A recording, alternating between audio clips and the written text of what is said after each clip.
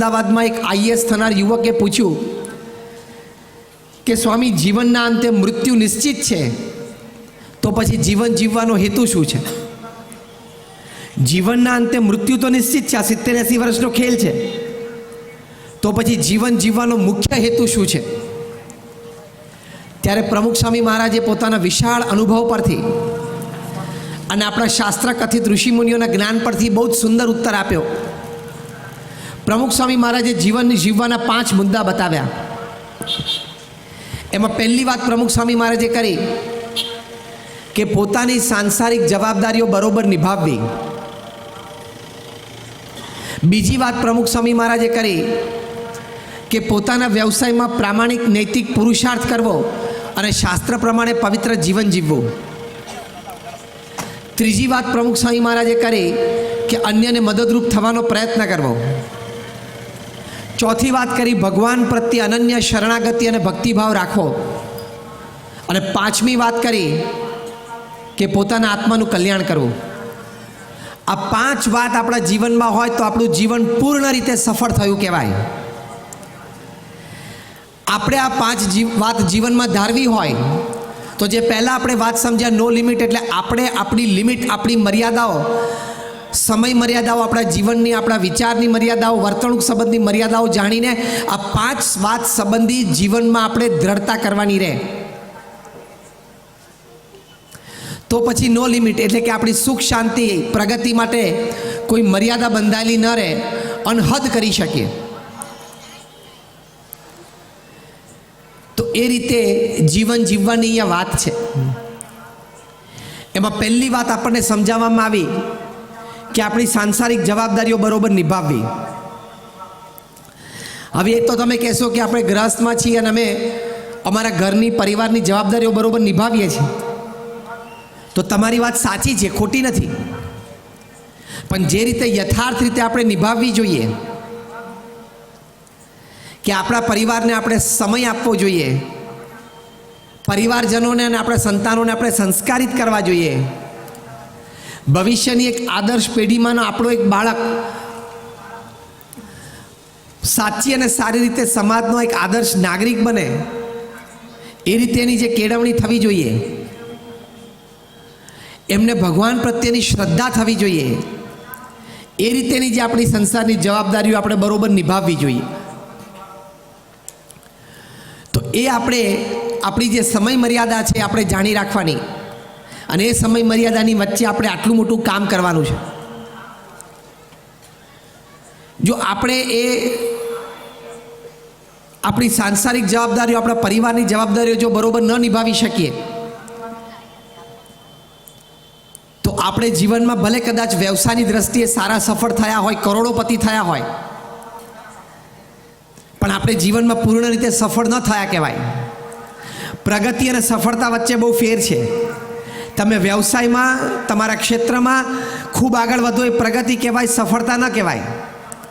સફળતા તો તમે તમારા જીવનના જેટલા રોલ છે બધા રોલમાં તમે નિપુણ ઉતરો ત્યારે તમે સફળ થયા કહેવાઓ.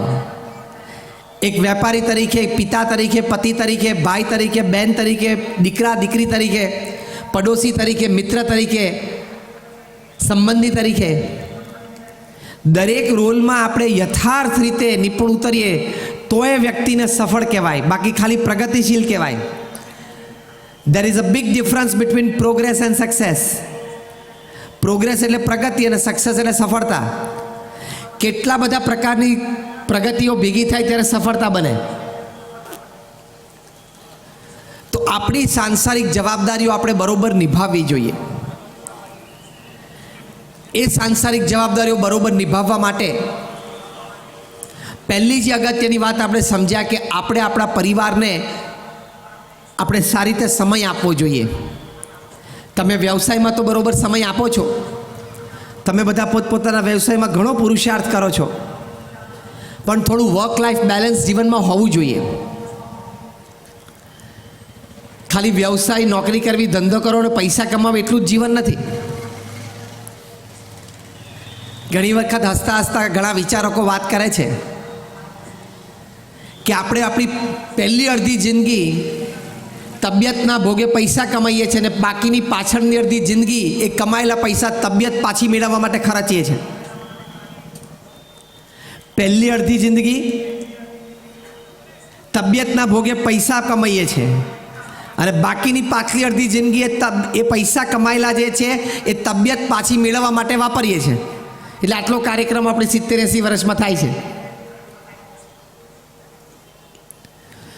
તો પરિવાર માટે આપણે સમય કાઢીએ, કારણ કે આપણી પાસે સમય ઓછો છે. એ સમય મર્યાદા આપણે નો લિમિટ જાણી રાખી હોય અને પરિવાર સાથે યથાર્થ સમય આપીએ તો નો લિમિટ પારિવારિક આનંદનો. હમણાં હાર્વર્ડ યુનિવર્સિટીમાં અમેરિકામાં એક રિસર્ચ થઈ કે what is the greatest joy upon this earth. પૃથ્વી પર સૌથી મોટો આનંદ શું છે? દુનિયાના લગભગ 1 લાખ પરિવારમાં આ સર્વે થયો. આ 1 લાખ પરિવાર 110 દેશોમાં 5 ખંડો ઉપર across caste, creed, religion, nationality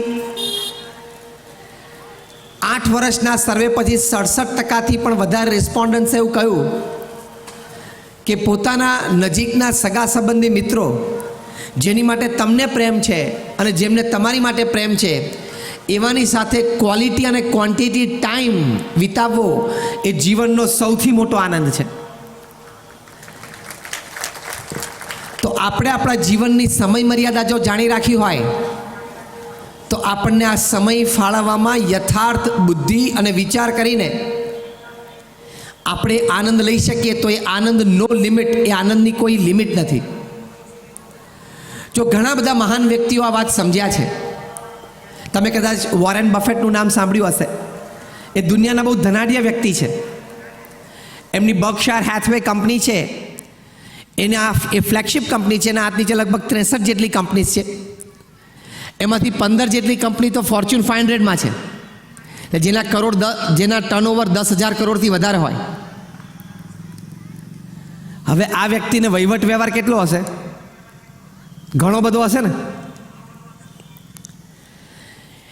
પણ એમને એમના જીવનમાં એક નિયમ બનાવી રાખ્યો છે કે સવારે 9 થી 6 હું બિઝનેસમેન છું, સાંજે 6 થી 9 હું પરિવારનો એક સભ્ય છું, આઈ એમ અ ફેમિલી મેન, અને રાત્રે 9 થી 10:30 હું એક આધ્યાત્મિક અસ્તિત્વ છું, આઈ એમ અ સ્પિરિચ્યુઅલ એન્ટિટી. એટલે સમય આખા દિવસ દરમિયાનનો એનું બરોબર એને વિભાજન કરી રાખ્યું. તો એમને પરિવારમાંથી ક્યારેય પ્રશ્ન જ નથી અને પારિવારિક સમયનો ખૂબ સારી રીતે એ આનંદ લે છે. તમે કદાચ કુમાર મંગલમ બિરલાનું નામ સાંભળ્યું હશે. બહુ પ્રતિષ્ઠિત મોટા ધનાઢ્ય બિઝનેસમેન છે. આદિત્ય બિરલા ગ્રુપના ચેરમેન છે. આદિત્ય બિરલા ગ્રુપ છે 5 લાખ કરોડનું કોંગ્લોમેરેટ છે, ફ્રોમ સોલ્ટ ટુ સોફ્ટવેર. એ કુમાર મંગલમ બિરલાને એમના ધર્મપત્નીનો ઇન્ટરવ્યૂ હમણાં થોડા વર્ષો પહેલાં ટાઈમ્સ ઓફ ઇન્ડિયા લીધો હતો કોઈ પ્રસંગે. એમાં એમને પ્રશ્ન પૂછ્યો કે you live in the town, તમે સાઉથ મુંબઈમાં રહો છો, જે આખા ભારતની આર્થિક રાજધાની કહેવાય, તો તમે તમારા દિવસનો સમય કેવી રીતે, તમારો મુસાફરીનો સમય હોય, ઓફિસનો સમય હોય, મિટિંગનો સમય હોય, તમારા કાર્ય સંબંધી સમય આપવો પડે, તમારો વ્યક્તિગત જીવન હોય, પારિવારિક જીવન હોય, સામાજિક જીવન હોય, રોજ સાંજે તમને અહીંયા મુંબઈમાં 5 પાર્ટીના ઇન્વિટેશન હોય, ગેધરિંગના. How are you managing your time? તમે તમારો સમય કેવી રીતે મેનેજ કરો છો? અને આપણને પૂછે ને, જ્યારે કોઈક પૂછે ને, ટાઈમ જ ક્યાં છે મારી પાસે સમય જ નથી. અમેરિકાના પ્રેસિડેન્ટ પાસે 24 કલાક છે. આપણા પ્રધાનમંત્રી શ્રી નરેન્દ્રભાઈ પાસે 24 કલાક છે.